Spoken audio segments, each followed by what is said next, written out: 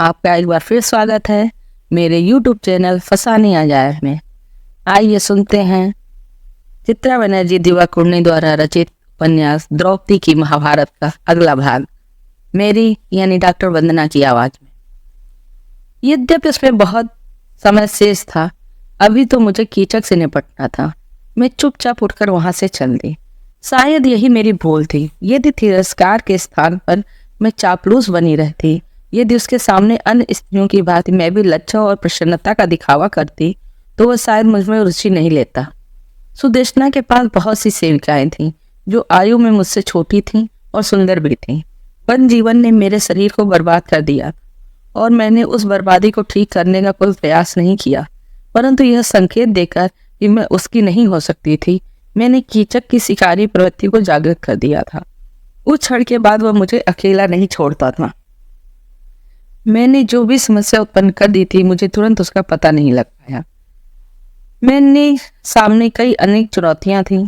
मैंने उस दौरान यह समझा कि अपने पतियों से दूर रहने की अपेक्षा उनके निकट रहना मेरे लिए अधिक कठिन होता था। विराट के साथ चलते समय युधिष्ठिर पर कभी दृष्टि पड़ जाती तो उसे सम्मानपूर्वक झुककर अभिवादन करते देख मैं एक और दुबक जाती।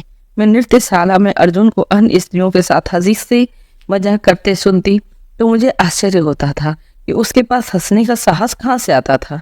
कभी कभी मैं बाहर बाड़े की ओर देखकर पीत वर्ण की धोतियों में गंदगी में कार्य कर रहे नकुल और सहदेव को खोजती थी। जब रानी और उसकी प्रिय सेविकाओं के लिए रसोई घर से विशेष पकवान बनकर आते थे, तो मैं सोचती थी कि उनमें कौन सा पकवान भीम ने पकाया होगा और क्या उसे पता होगा कि मैं इसमें से कुछ नहीं खाऊंगी। रात्रि को मैं अपनी सैया पर लेटकर अपनी अंगुली से अपनी हथेलियों में नवनिर्मित छालों को महसूस करती थी। अंधेरे में मेरे अपने हाथ किसी अन्य के हाथ प्रतीत होते थे। कृष्ण ने कहा था, जब तुम दुखी हो कृष्णा, और तुम्हें अपने पतियों से अधिक दुख होगा क्योंकि तुम्हारा अहम अधिक क्षीण व अधिक हठी है, तो उस समय यह ध्यान रखना कि तुम रानी की सेविका की सिर्फ भूमिका निभा रही हो, वह भी कुछ समय के लिए। मैंने वो सब दोहराए, किंतु थकान मेरे मस्तिष्क के साथ चाल चल रही थी। कभी कभी निद्रा में जाने से पहले ऐसा प्रतीत होता था कि मैंने जीवन में जो कुछ किया है वह सब सिर्फ भूमिका है। स्वीकृति पाने की इच्छुक राजकुमारी, ग्लानि से भरी हुआ लड़की जिसका हृदय उसकी बात नहीं सुनता था, पत्नी जो अस्थिर ढंग से 5 गुना बड़ी भूमिका निभा रही थी, विद्रोही पुत्रवधू, सर्वश्रेष्ठ जादुई महल की रानी, भटकी हुई माँ, कृष्ण के प्रिय मित्र और जो उनके पढ़ाए पाठ नहीं सीखती थी, प्रतिशोध से ग्रस्त स्त्री। इनमें से कोई भी सच्ची पांचाली नहीं थी। यदि नहीं तो मैं क्या थी? हमारा अज्ञातवास समाप्त होने से 1 महीना पूर्व कीचक ने मुझे कोने में घेर लिया और बोला कि यदि मैं उसके साथ स्वेच्छा से नहीं गई और उसे तृप्त नहीं किया तो वह मुझे बलपूर्वक अपने साथ ले जाएगा। मैं उसकी पकड़ से छूटकर सुदेशना के पास गई, परंतु उसने मुझे कीचक की बात मान लेने को कहा। किसे पता तुम अपने उन पतियों को फिर से मिल पाओगी या नहीं, वह बोली, अथवा वो है भी या नहीं। तुम कीचक को प्रसन्न कर दो, वह तुम्हें आजीवन किसी चीज का अभाव नहीं होने देगा। उसके बाद मुझे शरण के लिए एक ही स्थान सूझा, विराट की सभा। एक राजा निश्चित ही एक अबला और असहाय स्त्री की सहायता करेगा। कीचक वहां भी मेरे पीछे आ गया। उसने मुझे भरी सभा में जमीन पर गिरा दिया और उसकी अवज्ञा करने के लिए मुझे लात मारी। मैंने न्याय के लिए विराट से गुहार लगाई, किंतु वह बधिरों की भांति चुपचाप बैठा रहा। वह असहाय बना सिर झुकाकर अपनी लज्जा को छुपाता रहा। वह जानता था कि कीचक की सहायता के बिना वह राज्य का कार्य नहीं चला सकता था। जब राजा का ही व्यवहार ऐसा था तो उसके दरबारियों से मैं क्या आशा करती। यद्यपि जिस बात का मुझे सबसे अधिक दुख हुआ वह युधिष्ठिर का व्यवहार था। वो मुझे शांति से चुपचाप देखता रहा, मानो मैं कोई नाटक कर रही थी। मैं उन सबको घृणा से देखती रही। मुझे लगा कि समय का चक्र पीछे घूम गया था और मैं एक बार फिर मजाक उड़ाते दुर्योधन के सामने असहाय खड़ी थी। जब मैंने युधिष्ठिर को क्रोध से देखा तो वह बोला, धैर्य रखो देवी, तुम्हारे गंधर्व पति शीघ्र ही साफ मुक्त हो जाएंगे, उसके बाद वो तुम्हारी सहायता। मैंने उसकी बात पर अपना विरोध व्यक्त करने की चेष्टा की, परंतु उसने मुझे कठोरता से ऐसा करने से रोक दिया। शायद उसे रहस्य उद्घाटित हो जाने का भय था। अपने निवास पर लौट जाओ और रोकर अभिनय मत करो। उसके शब्दों ने मुझे विष विषे बाड़ों की तरह बीत दिया। अनुनय विनय समाप्त होने के बाद मैंने अपने आंसू पोंछ लिया। यदि मैं आज अभिनय कर रही हूँ, मैंने थूकते हुए कहा, तो उसके लिए कौन उत्तरदायी है? कीचक ने हमारी बातों पर ध्यान नहीं दिया। देखा, वह बोला, यहाँ तुम्हारी रक्षा के लिए कोई नहीं है। मैं इन सब से शक्तिशाली हूँ। तुम्हें अब मेरे साथ सैया पर आना ही पड़ेगा। इस पर भी युधिष्ठिर चुप रहा। मैं फिर से दौड़ी, इस बार अपने कक्ष में गई और भीतर से द्वार बंद कर लिया। कीचक ने हंसकर मुझे जाने दिया। वह जानता था कि कोई कमजोर ताला उसे बाहर नहीं रोक सकता था। शीघ्र वो अपनी इच्छा पूरी कर लेगा। मैंने सबसे अधिक ठंडे जल में स्नान किया, फिर भी मैं भीतर से दहक रही थी। मैं सो नहीं पा रही थी, न ही कुछ खाया जा रहा था। अर्धरात्रि के बाद जब महल में शांति छा गई तो मैं उठी और महल के भूल भुलैयादार गलियाओं को पार करती हुई भीम के कक्ष तक जा। मैं द्वार खोलकर भीतर चली गई और उसे जगाया। अचंभित होकर उसने मुझे चले आने का आग्रह किया। अगर किसी ने हमें साथ देख लिया तो क्या होगा? वो अपना वेद खोले बिना क्या उत्तर देंगे? और फिर इतना समय जो हमने कष्ट में काटा है वह सब बर्बाद हो जाएगा। मैंने कहा, मुझे भेद खुल जाने की अथवा दुर्योधन द्वारा सत्य जीत लेने की चिंता नहीं थी। वन के खतरों से कहीं अधिक खतरे यहाँ इस महल में मौजूद थे। मैंने उसे दरबार में हुए अपने अपमान और युधिष्ठिर की कायरता के विषय में बताया। मैंने कहा, यदि कीचक ने मुझे दोबारा छुआ तो मैं विष खा लूंगी। भीम ने मेरे दरारों से भरे हाथ लिए और अपने चेहरे के निकट ले आया। मुझे अपने हाथ के छालों पर उसके आंसू महसूस हो रहे थे। उसने कहा, तुम्हारे साथ के बिना यह राज्य किस काम का? मैं तुम्हें वचन देता हूँ, यदि मैं पकड़ा गया तो भी कल मैं कीचक का वध कर दूंगा। अब जब मुझे पता लग गया था कि मेरा काम हो जाएगा, मैं बर्फ की तरह स्थिर हो गई। हमने मिलकर बिना अपने पतियों के साथ विश्वासघात किए कीचक को मारने की योजना बनाई। और फिर समय मानो भागने लगा। उसके साथ ही मुश्किल की तरह विनाश की तैयारी होने लगी। नृत्यशाला में अंधकार में जहां मैंने उसे लुका कर बुलाया था, कीचक को मार दिया गया। जब उन्हें अगले दिन सुबह उसका कुचला हुआ शव मिला, यह समाचार आग की तरह फैल गया। यह गंधर्व जादू था। ऐसा कौन था जो भारत के सर्वश्रेष्ठ योद्धा में से एक को मार सके? दुखित सुदेष्णा ने मुझे चुड़ैल की तरह जानकर मार डालना होता, परंतु वह मेरे पतियों से भयभीत थी। इसके स्थान पर उसने मुझे अपने निवास कक्ष से निर्वासित कर दिया, जो मेरे लिए बहुत अच्छा था। यद्यपि यह बात बहुत दूर कौरव दरबार तक जा पहुंची। दुर्योधन ने सुनते ही समझ लिया कि कीचक को भीम ने ही मारा था। एक बार गंधर्वों द्वारा पकड़े जाने के कारण वह जानता था कि गंधर्वों की कार्यशैली से भिन्न थी। कर्ण ने सुझाव दिया कि उन्हें तुरंत उत्तर और दक्षिण दोनों दिशाओं से विराट पर आक्रमण कर देना चाहिए। वे जानते थे यदि पांडव वहां होंगे तो अपने मेजबान की सहायता करने के लिए नैतिक रूप से विवश हो जाएंगे, और यदि ऐसा नहीं हुआ तो कौरवों को थोड़े प्रयास से एक समृद्ध राज्य मिल जाएगा। भाटों ने, जिन्हें युद्ध के विवरण सुनाना अति प्रिय है, उस युद्ध के विषय में पर्याप्त गीत गाए हैं, इसलिए मैं उन्हें वहीं छोड़ रही हूँ। इतना कहना काफी होगा कि पांडवों में से 4 के साथ दक्षिण में गए और अर्जुन विराट के पुत्र को रथ में बैठाकर उत्तर दिशा में गया। जब राजकुमार उत्तर घबरा गया तो अर्जुन ने साड़ी में ही कौरवों को सम्मोहन अस्त्र चलाकर मूर्छित कर दिया। क्रोध से भरे दुर्योधन ने मूर्छा से उठने के बाद यह घोषणा कर दी कि पांडवों का भेद खुल गया था और उन्हें फिर से वनवास के लिए जाना होगा। परंतु युधिष्ठिर ने नक्षत्रों का मानचित्र यह कहते हुए भिजवाया कि युद्ध के दिन ही उनका 13 वर्ष समाप्त हो चुका था। इस प्रकार उससे भी बड़े युद्ध की तैयारी आरंभ हो चुकी थी। यदि मुझे एक बात बहुत स्पष्ट याद थी, जब राजा विराट को हमारी असलियत का पता चला तो हमारे पैरों में गिर पड़ा और हमसे अपने दुर्व्यवहार के लिए क्षमा मांगने लगा। उसने सुदेष्णा से भी ऐसा करने के लिए कहा। उसने हमें अपने सिंहासन पर बैठाया और स्वयं हाथ जोड़कर मंच पर बैठ गया। दुखी सुदेष्णा भी उसके साथ बैठ गई। वह मुझसे आंख नहीं मिला पा रही थी। उसने मुझे अपने भाई की हत्या के लिए कभी क्षमा नहीं किया होगा। यद्यपि विराट ने, जो अधिक व्यवहारिक था, राजकुमारी उत्तरा का विवाह अर्जुन से करने का प्रस्ताव किया। पहली बार मेरे पति ने पसलियों में मेरी कोहनी की चोट की सहायता से सही निर्णय लिया। राजकुमारी का विवाह हमारे पुत्र अभिमन्यु से कर दिया जाए। विवाह के समय हम लोग फिर से विराट के सिंहासन पर बैठे। मैं स्वर्णिम वस्त्रों में बैठी थी और मेरे रूखे बाल लावा की तरह सुंदर और खतरनाक भी मेरी पीठ पर लहरा रहे थे। लोग कह रहे थे कि गहरे रंग की त्वचा के साथ में बिजली वाले बादल की तरह लग रही थी। मैंने इसे अपनी प्रशंसा मान लिया। हमारे आसपास हमारे मित्र और संबंधी बैठे हुए थे, जो हमारे वनवास के अंत होने का जश्न मनाना, और यद्यपि किसी ने इस बात का उल्लेख नहीं किया, आगामी युद्ध में हमें अपना समर्थन देने आए थे। महाद्रीक, मेरे पिता, मेरे 5 पुत्र भी उपस्थित थे।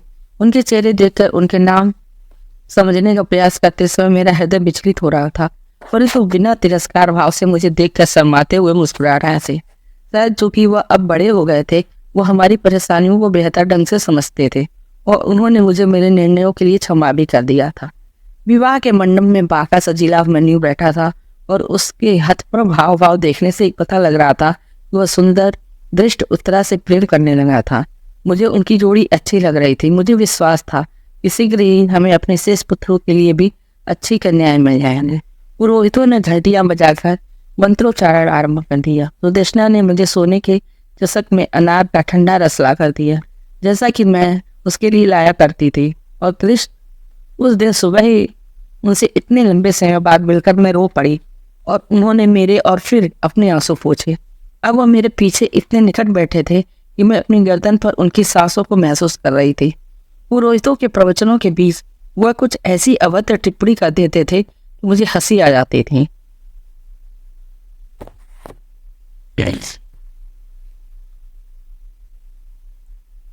मुझे यह क्षण इतना प्रिय क्यों लग रहा था? क्या ऐसा इसलिए था कि मेरा अहम दोषयुक्त हो गया था? क्या इसलिए कि मुझे सबके सामने वह सम्मान प्राप्त हुआ था जिससे मुझे इतने महीनों वंचित रखा गया था? इसलिए कि मुझे पता था कि कौरवों के हाथों हुए मेरे अपमान का प्रतिशोध लेने का समय आ गया था। मैं स्वीकार करती हूँ कि मुझे सदैव इस प्रकार की चीजें अच्छी लगती रही हैं। यदि कुछ और बात भी थी, हमारे आसपास घटते अंधकार में यह अंतिम टिमटिमाहट थी और यह अंतिम बार था जब मैं पूरी तरह इतनी प्रसन्न थी। जब दुर्योधन ने सत्य की बात का सम्मान करने और हमें इंद्रप्रस्थ लौट आने से मना कर दिया तो हमें आश्चर्य नहीं हुआ, न ही युधिष्ठिर जिसने शांतिपूर्ण समाधान की आशा की थी। वो छोड़कर हम विशेष रूप से हताश हुए थे। सच यह था कि हम लोग तो युद्ध के लिए बेचैन थे। जिससे दुर्योधन ने जो कष्ट हमें दिए थे उनमें से कुछ का हिसाब चुकाने का अवसर हमें मिल सके। उसी रात द्री ने कुछ संदेशवाहकों को हमारे संभावित सहयोगियों के पास सहायता के संदेश के साथ भेज दिया। हमारी स्थिति गंभीर थी। हस्तिनापुर के पहले से ही काफी सहयोगी थे, जिनमें ऐसे राजा थे जिनके पिता व पितामह की शांतनु, फिर भीष्म और फिर धृतराष्ट्र से मित्रता थी। क्या हम इतनी सरलता से उनकी निष्ठा परिवर्तन की उम्मीद कर सकते थे? बहुत से लोग तो यह मानते थे कि दुर्योधन ने कुछ गलत ही नहीं किया। युधिष्ठिर ने मूर्खतापूर्ण ढंग से युद्ध खेला और अपना सब कुछ हार बैठा। अब उसे वह वापस चाहिए था। कौन युग क्षत्रिय अनुचित मांग को चुपचाप मान जाएगा? इन सब समस्याओं के बावजूद हमारा हृदय भारी नहीं था। हमारा रक्तचाप अतार्किक रूप से उल्लसित था। अंत में क्या सिर्फ मैं ही इस प्रकार सोचती थी? मामला निपट जाएगा, या तो हम लोगों का प्रतिशोध पूरा हो जाएगा अथवा इसका फिर कोई महत्व ही नहीं रह जाएगा, क्योंकि हम सब मर चुके हैं। द्वारका को छोड़कर सभी राज्यों में दूत भेजे गए। हमने निर्णय लिया कि अर्जुन को स्वयं अपने सर्वप्रिय मित्र के पास जाकर सहायता मांगनी चाहिए। हमें ऐसा लगा, हमें कारण तो नहीं पता था, क्योंकि कृष्ण ने हमें कोई प्रमुख युद्ध नहीं जीता था। यदि वह हमारे साथ होंगे तो हमारी पराजय नहीं होगी। यदि उनका कुख्यात गुरिल्ला दल नारायणी सेना हमारे पक्ष में युद्ध करे तो इसमें कोई हानि नहीं थी। यद्यपि हस्तिनापुर ने अनेक गुप्तचरों को नियुक्त किया था और इसलिए अर्जुन के निकलने से पहले ही दुर्योधन अपने सबसे तेज घोड़े को लेकर द्वारका रवाना हो गया। वह जानता था कि यदि वह वहां पहले पहुंच गया तो मेहमान नवाजी के नियमों के अनुसार कृष्ण को अर्जुन से पूर्व दुर्योधन का आग्रह मानना पड़ेगा। दुर्योधन ने शकुनी को लौटकर बताया, हाँ, हमारे भी हस्तिनापुर में गुप्तचर थे। मामा जी, यह आपकी अत्यंत शानदार युक्ति थी। मैं रात में ही घोड़ों को लेकर तेजी से निकल जाऊं और यदि वह थक जाए तो दूसरे घोड़े ले लूं। मैं दोपहर तक अर्जुन से पहले द्वारका पहुंच गया था। कृष्ण उस समय विश्राम कर रहे थे, किंतु उनके सेवक मुझे उनके कक्ष में ले गए। उनके सिर की तरफ एक आसन रखा था तो मैं उस पर आराम से बैठ गया। कुछ देर बाद अर्जुन भी आ गया। जब उसने मुझे वहां देखा तो उसका चेहरा देखने लायक था। वहां बैठने के लिए कोई अन्य आसन नहीं था। उसे संकेत समझकर वहां से चले जाना चाहिए था, किंतु वह कृष्ण के पैरों की तरफ तक के पास जरा सी जगह में खड़ा हो गया। जैसे ही कृष्ण की आंख खुली, उस चापलूस अर्जुन ने उन्हें झुककर प्रणाम कर दिया। कृष्ण ने, जो आपको तो पता ही है, शुरू से अनुचित ढंग से पांडवों का समर्थक रहे हैं, अर्जुन से पूछा कि उसे क्या चाहिए। मैंने जानबूझकर अपना गला साफ किया और जब कृष्ण ने मुड़कर मुझे देखा तो मैंने कहा, मैं यहाँ अर्जुन से पहले आया था, इसलिए मांगने का अधिकार मुझे पहले मिलना चाहिए। परंतु चूंकि वह बहुत चालाक है, तो उन्होंने कहा कि मैंने तो अर्जुन को पहले देखा है, इस कारण उसका अधिकार तुम्हारे बराबर हो गया, और वैसे भी वह आयु में तुमसे छोटा है, सो तुम्हें उसे पहले मांगने देना चाहिए। मुझे क्रोध तो बहुत आया, किंतु आपके कहे अनुसार मैंने स्वयं पर नियंत्रण रखा, यहाँ तक कि मैं मुस्कुरा भी दिया। खैर, स्थिति उतनी बुरी नहीं हुई जितना मुझे डर था। कृष्ण ने कहा कि वो स्वयं युद्ध में भाग नहीं लेंगे, उन्होंने कोई प्रतिज्ञा ली हुई है, इसके बारे में मुझे अधिक कुछ याद नहीं। वे बोले वह अस्त्र भी नहीं उठाएंगे।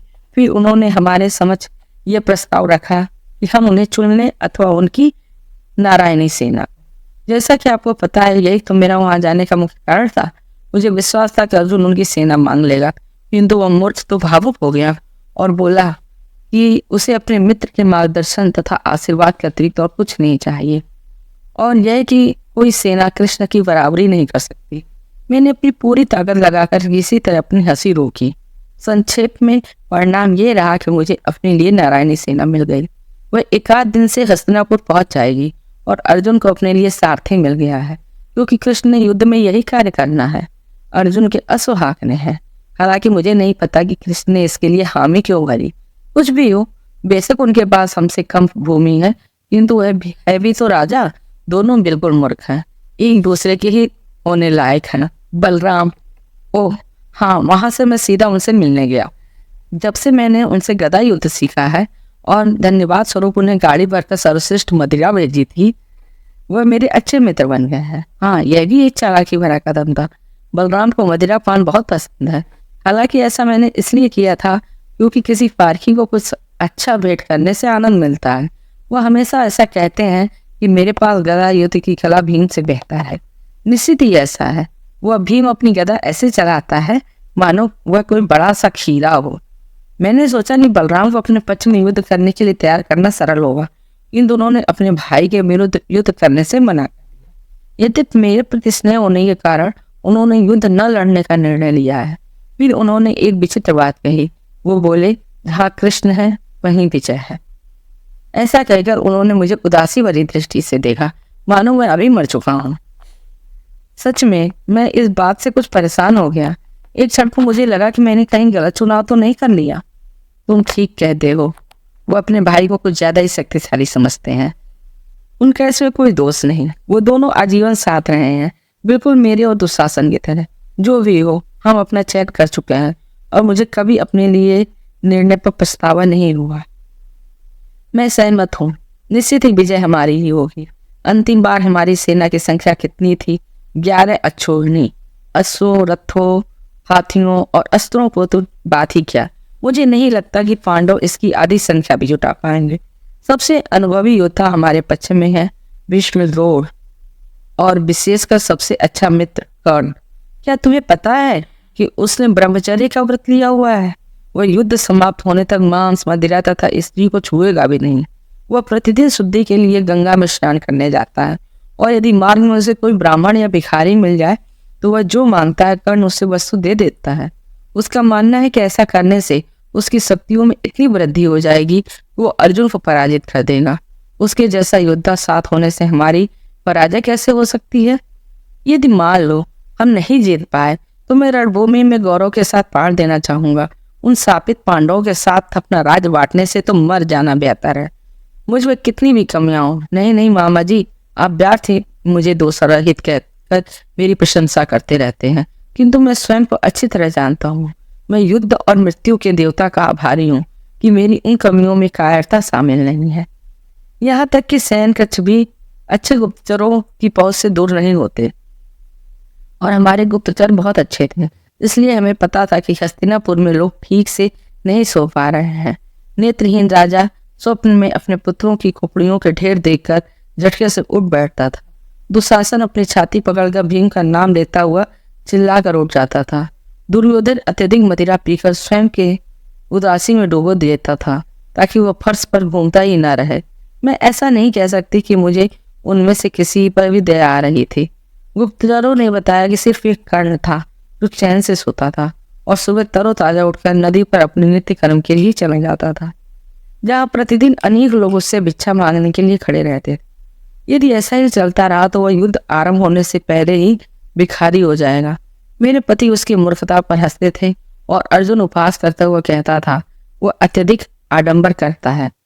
मुझे पता था कि कर्ण आडंबर नहीं करता था। उसने ऐसा करने की कभी चिंता नहीं की। यदि ऐसा करके वह अपने दुष्कर्मों का प्रायश्चित कर स्वर्ग में अपने लिए स्थान सुनिश्चित कर रहा था। वह दुर्योधन का आत्मविश्वास बढ़ाने के लिए उससे चाहे जो भी कहता हो। मुझे मालूम था कि उसे युद्ध में अपने जीवित बचने की आशा नहीं थी। ना ही मेरा हृदय यह सोचकर विचलित हो गया वो जीवित बचने का इच्छुक। लोगों को यह मानना अच्छा लगता है कि सद्गुणों का पुरस्कार जल्दी मिलता है और यह कि उत्तेजना अधार्मिकता का परिणाम है। यद्यपि चीजें इतनी सहज नहीं होती हैं। उदाहरण के लिए भीष्म, जिन्हें कौरवों ने अपना सेनापति बनाया था, संध्या के समय गंगा के किनारे ओस से गीला हुआ दुशाला ओढ़े हुए सफेद पत्थरों पर बैठे मिलते थे। द्रि, जो पांडवों का नेतृत्व करने वाला था, प्रतिदिन अग्रणी की तरह आहत होने और थक जाने तक लड़ता रहता था और फिर भी उसे नींद नहीं आती। कुंती ने बरसों लंबा वनवास विदुर के घर में काट लिया, किंतु अब वो बीमार हो गई है और कुछ खा नहीं सकती थी। जब युधिष्ठिर ने उसे विराट के महल में हम लोगों के साथ रहने के लिए बुलाया तो उसने अनेक अविश्वसनीय बहाने बना डाले। यहाँ तक कि युद्ध के लिए तैयार होते मेरे पतियों के लिए उसने जो आशीर्वचन भेजा वह भी द्व्यर्थी था। वो उनकी विजय के लिए प्रार्थना करती थी और यह भी चाहते थे कि उनके अपने भाइयों पर खून न बहाना पड़े। भाई उसका संदेश सुनकर भीम चिल्लाया, वह कौरव नामक कीड़े हमारे भाई कब से हो गए? सहदेव को संदेह हुआ कि कहीं दुर्योधन ने गांधारी की मदद से कुंती का मत परिवर्तन तो नहीं कर दिया है। मेरे पतियों की आंखों के नीचे काले रंग के अर्धचंद्र बन गए थे। अर्जुन, जो उन दिनों मेरा पति था, स्वप्न देखते हुए अभिमन्यु का नाम लेता हुआ कठोर भाषा में कुछ बड़बड़ाता था जो मैं समझ नहीं पाती थी। एक रात गलियारे में टहलते हुए मैंने युधिष्ठिर को खिड़की के पास खड़े होकर चांदनी में भीगी घास को निहारते हुए देखा। उसने भी स्वप्न में खोपड़ियों का ढेर देखा था, परंतु उसके स्वप्न में और भी कुछ था। पहाड़ के ऊपर पांचों पांडव हाथ में विजय चषक लिए चमकते सिंहासन पर बैठे थे।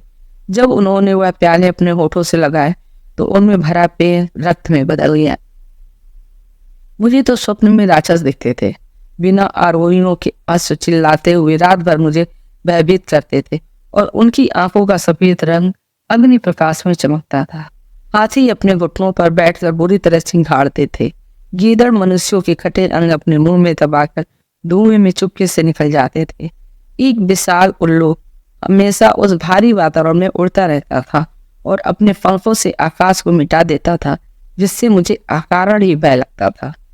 मुझे उन स्वप्नों का अर्थ समझने का प्रयास करना चाहिए था। मुझे अपने पतियों के साथ उन पर चर्चा करके उन्हें सतर्क करना चाहिए था। मुझे चाहिए था कि मैं उन्हें सावधान करती कि जिस मार्ग पर वह चलने जा रहे हैं वो मार्ग मृत्यु से भरा हुआ था, परंतु मैं उन्हें किसी ऐसी चीज से सावधान नहीं करना चाहती थी जिसके कारण मेरा प्रतिशोध अधूरा रह जाए, जिसके लिए मैंने इतने लंबे समय प्रतीक्षा की थी। जब मेरे पति मुझे अपने दुस्वप्नों के विषय में बताते तो मैं हंस देती थी। मुझे भारत के सर्वश्रेष्ठ नायकों से इस तरह के अंधविश्वास की अपेक्षा नहीं थी। मैं उन्हें ऐसा कहकर चिढ़ाती थी, निश्चय ही रक्तपात होगा, निश्चय ही मौतें होंगी। क्षत्रिय होने के नाते क्या तुम लोगों ने आजीवन इसी बात का प्रशिक्षण नहीं लिया, या अब तुम्हें डर लग रहा है? इसके उत्तर में युद्ध की तैयारी को और तेज कर देते थे और अतिरिक्त विकल्प भी कह सकते थे। मनुष्यों से पराजित न होने के लिए देवता भी अपनी तैयारियों में लगे हुए थे। शायद वह कर्ण की प्रतिज्ञा से बहुत प्रभावित थे। शायद उसके संकल्प ने उन्हें चिंता में डाल दिया था। जो भी हो, उन्होंने अपनी चाल के लिए कर्ण को चुना। यह बात कुरुक्षेत्र में युद्ध आरंभ होने से बहुत पहले गीत की सामग्री बन चुकी थी। सुदर्शना के आलिंद में बैठकर अपने उलझे हुए बालों को अपनी उंगलियों पर लपेटते हुए मैं इस बात को संघर्ष में हृदय के साथ सुन रही थी। वह गीत कुछ इस प्रकार था। सूर्य देव, जो कर्ण के मनपसंद देवता थे, कर्ण के स्वप्न में आए। कल सूर्य ने कर्ण को चिताया, देवराज इंद्र दोपहर में ब्राह्मण वेश में तुम्हारे पास आएंगे और तुमसे तुम्हारा स्वर्ण कवच तथा कुंडल मांगेंगे, परंतु तुम्हें उन्हें मना करना है। सिर्फ यही दो चीजें हैं जो तुम्हारा पीछा कर रहे दो भयंकर सांपों से बचा सकती हैं। उनके बिना तुम अर्जुन को पराजित नहीं कर सकते हो और ना ही युद्ध में जीवित बच सकते हो। इसलिए इंद्र वह तुमसे लेना चाहते हैं। यदि कर्ण इस समाचार से परेशान हुआ था तो भी उसने वह व्यक्त नहीं किया। हे देव, वह बोला, पहले मुझे यह बताइए कि मुझे यह कवच कुंडल प्राप्त कैसे हुआ। क्या सूर्यदेव हिचकिचाए? उन्होंने कहा, तुम्हारे पिता ने तुम्हें यह दोनों चीजें दी थी। तो फिर मुझे बताएं। कर्ण ने कहा, मेरे पिता कौन है?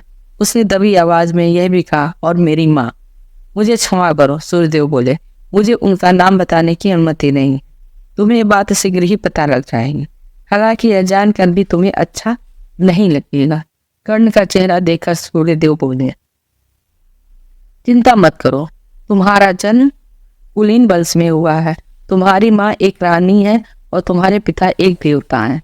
परंतु यह बात ध्यान से सुनो, कल इंद्र के कुछ कहने से पूर्व उन्हें यह कहकर बीच में टोक देना कि तुम अपने कवच के अतिरिक्त उन्हें कुछ भी दे सकते हो। इस प्रकार तुम्हारा